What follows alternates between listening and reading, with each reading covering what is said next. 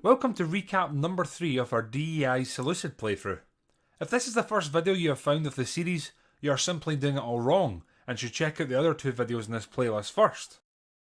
We began this rendition by continuing our incursions on the southern area of the Nile held by the Egyptians. Somewhat ironically, the majority of our army was made up of local citizens and mercenaries, meaning our manpower had not been overstretched fighting both here and in Alexandria, where we still lay under siege.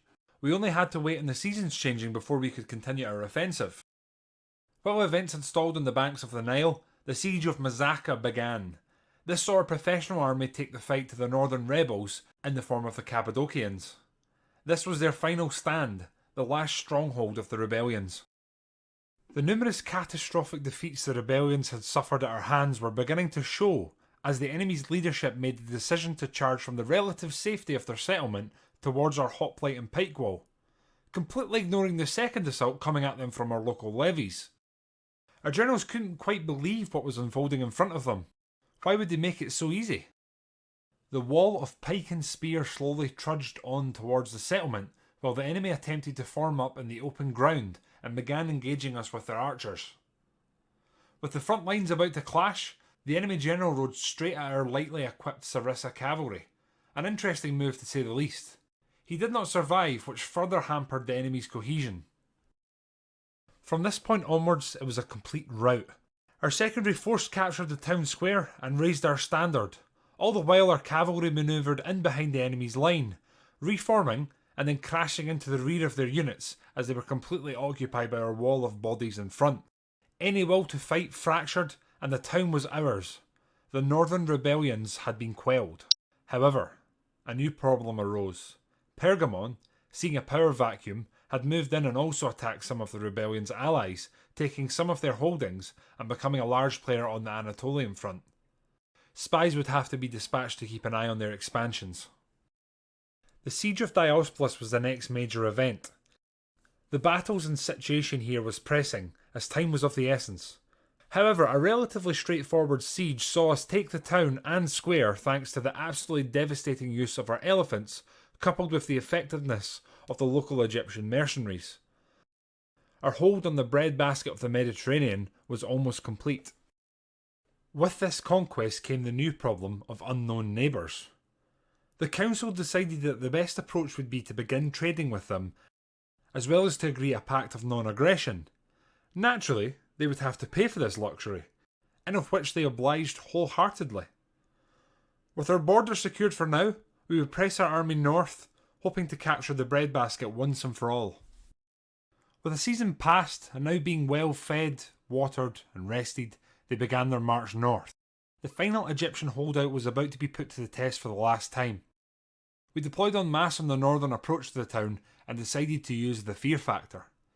The enemy sent a rabble of locals they had hastily armed with weapons straight at our lines from the offset.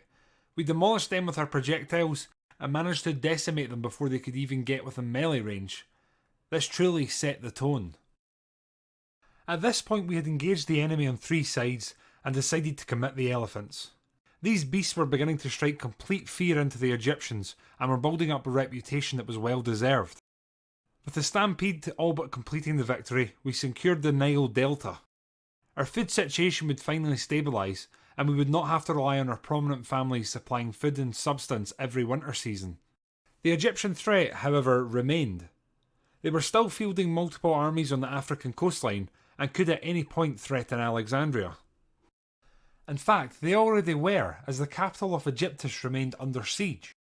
With hostilities in the north being brought to a peaceful end, we decided that moving the veterans of the campaign down to the Nile was exactly what we needed to do next. The Egyptians outnumbered us greatly. They had the manpower for one more pitched battle. However, one very large problem stood in the way of this redeployment. The pirates that had been plundering the coast of Side. We had spent months reinforcing and strengthening our navy in preparation for this battle and did not know what to expect. We drew our navy into 2 lines, an initial engagement flotilla and a follow-up line. The idea was we would use our slight numbers advantage to overwhelm the enemy. The 2 masses of wooden hulks sailed towards each other. There was only one school of thought at play here: ram the enemy and sink them before we get rammed ourselves. Casualties were unavoidable here, for both sides. Okay, that's actually pretty cool. That's actually pretty goddamn cool.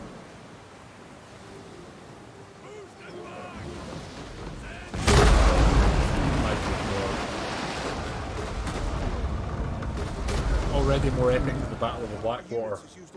With the initial rams playing out, the local defensive fleet sailed from side to offer support. Their arrival to the enemy's rear meaning we were able to overwhelm their large ships on the right flank. With us now controlling this flank, we attempted to reorganise and angle ourselves so that an easy approach could be made towards the enemy's ships that remain. As the wind died down, and the seas calmed, and the confusion settled, we realised that we were victorious. Our Mediterranean coastline was once again safe from enemy raiding, and we could now freely sail our northern veterans to Alexandria. As our brave warriors began the long journey south, an unexpected guest came calling. Rome, the Republic of the Great City. They had sent diplomats to Antioch to secure trade relations as well as a non-aggression pact with ourselves. We agreed to both as long as tribute was paid. And paid it was. We now found ourselves elevated to the position of major power in the Mediterranean, our greatness starting to spread. As the diplomats left, it was reported that our fleet was on the final leg of its journey to Alexandria. Preparations had begun for the march west, towards Praetonian. The stage was set for the decisive final engagement of the 6-year war with Egypt. The pharaoh had been backed into a corner and was now having to fight or capitulate, and to his credit, he chose to fight. We fielded 2 armies with naval support, tallying around 8,000 men, while the Egyptians fielded almost 12,000. It would be an interesting battle as it would be a split engagement. The enemies would be attacking us in waves. We would have to defend, reset, reform, and go again. Who knew how many times? Our king Antiochus I took overall command. He elected to deploy near the coastline so we could utilise our marines should an appropriate situation arise. We wouldn't be doing anything out of the ordinary here, deploying a strong centre structured around the pikes while our levies and hoplites act as our mobile flanks. Our Sarissa cavalry would have a very busy day ahead. Firstly, they would be sent into the battlefield to survey the enemy's movements. They were ordered not to engage, however, the enemy had other ideas. Some of their mixed skirmish and shot cavalry had managed to catch some of our lancers off guard as they were attempting to fall back towards our main army. And so a bit of a cavalry skirmish was on the cards. What we did not realise is how important this skirmish would be. As we withdrew back towards our lines, we also sent a single ship along the coastline, hoping to provide line of sight. The idea was we would know just when the enemy were coming. Our scouts were in place, and all we could do was wait for the main battle to begin. With the cavalry skirmish won, we realised the sheer numbers pitched in this battle. Over 20,000 men taking the field in the most decisive battle of this long drawn out war. For us, our grasp was upon the Egyptians' neck. It was them who had to destroy us. A victory for the Egyptians would remove us from both the battlefield and the siege placed upon the town itself. If they won, Egypt may yet rally to their cause. If they lost, this was surely the end. With the consequences of the outcome clear to both sides, the front lines closed the gap. Their cavalry and light infantry were first to threaten our left. Then, the arrows and projectiles started raining in from both sides. As the dance of engagement played out along the front, the decision was made to land the Marines, opening up another front against the Egyptians. The more their focus was divided, the better.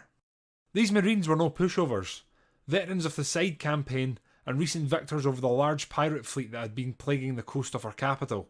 As these mad lads began disembarking, we attempted to somewhat reshuffle our front line. The enemy had concentrated their attack on the flank, where our levies were concentrated, a definite weak spot.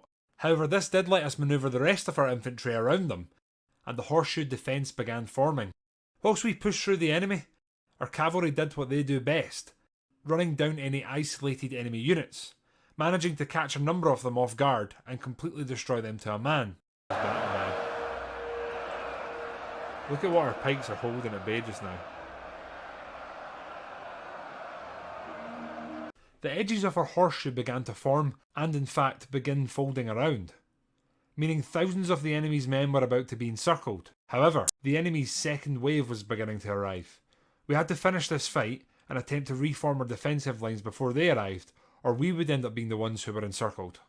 And as we held our centre, giving a little ground here and there, our flanks continuing to fold where we had hidden our true strength, we were just like Hannibal at Cannae, As the cracks started appearing, the hammer to our anvil, the ever-reliable Sarissa lancers came crashing into the enemy from behind. What unfolded next was like a piece of classical music. Voice.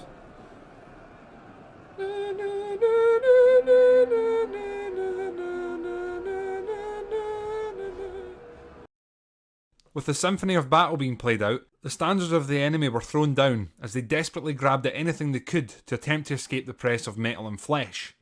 However, this was not total victory.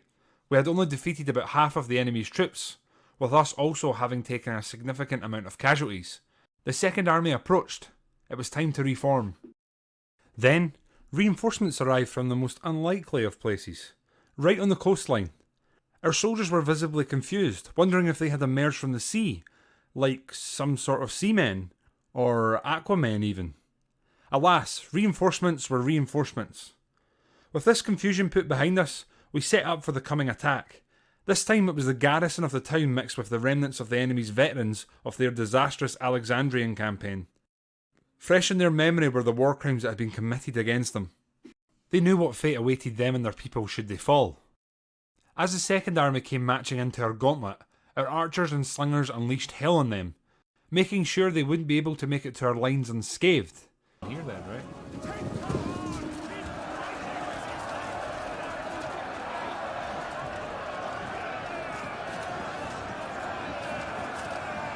Then, in typical Marine fashion, not wanting to be outdone, they poured into the fight, acting as our left flank. In the aftermath of the events that followed, the encirclement was more or less repeated, and we found ourselves having taken the field, finally pushing the Egyptians into a corner they couldn't get out from. As the dust settled, Egyptian resistance was minimal, and it was not long before their last remaining settlements fell into our control. The pretenders of Ptolemy were no more. With the shockwaves of the defeat echoing through the remnants of Egypt, the other settlements gave way. Almost 13,000 men lay dead from both sides in the aftermath. However, the council had made sure we laid the foundations of what others can expect should they attack the Seleucids. With both of our fronts north and south being drawn to a conclusion, we found ourselves in need of an economic resurgence. Significant investment was made, and we now found ourselves more than comfortably running at a food surplus, something that had been a reoccurring issue for years. Our satrapies had also been busy, concentrating their efforts on the Moraeans out on the eastern reaches of the known world. They were regularly seeking terms of peace, but the council, once again in their wisdom, decided that we should let our satrapies feast. With an economic boom in effect, and a happy and thriving populace, we began looking to our next moves. The Nabateans' decision to declare war on us out of the blue still lay in the back of the council's mind. They strongly advised we strike at them as a matter of urgency. Their position to the south and their desert settlements a large threat to our soft underbelly. So armies began being relocated and deployed towards Jerusalem, as well as a defensive force being raised to the south of the Nile Delta, in case of an invasion force crossing the Red Sea. With border tensions escalating, it was decided we would strike first. It should also be noted that the Nabateans had 3 large armies within 1 to 2 seasons worth of movement range, so aggression was necessary. With a lot of the terrain being desert, we would have to take the settlements and use them as a base of operations, while any marches through their desert would be slow and progress would be painful. Antiochus I remained defiant and still wanted to maintain command and cement his legacy before relinquishing the command to his heir, Antiochus II Soter. We were aware of the Nabateans' camel warriors and the effect they can have on infantry and cavalry alike, so we approached the enemy's lines with caution. Reinforcements were on hand from Jerusalem, and they would be used as a flanking force, while the main body of our army attempted to pin the enemies in place. With the Sarissa lancers closing the gap with the camels, the prowess of these warriors was about to be put to the test. And while our cavalry and force from Jerusalem hit the enemy from the left, the main force began skirmishing and closing the gap with the enemy's lines. With these flanking manoeuvres, the enemy command did not know what to do, and were drawn into a fight on 2 fronts. Once again, Antiochus had pulled out his anvil, placed it out in the open, and the hammer began ringing out as it was hit against the anvil, time and time again. After seeing their elite heavy infantry being decimated like any other plebe, it wasn't long before the enemy army began to rout in its entirety. With a decisive blow against the Nabateans, we found ourselves in another multi-front war. However, this time it was ourselves in the offensive. With stream number 3 drawing to an end, we found ourselves once again in an improved position. We had ended the wars against the Northern Rebellion and had indeed gained territory in the area, as well as thwarting the Egyptians' aggression and eventually removing them from the map entirely. Our economy had been strengthened both in terms of coin and food, and our trade income was at an all-time high. We had concluded with aggression against the Nabateans to our south, the council wishing to reignite our passions against them, as their earlier truce-breaking attack had not been forgotten. But as always, thank you very much for watching. Episode number 4 will be streamed on my Twitch channel on Monday the 13th of June beginning at 2000 BST. There's not much else other to say than cheers.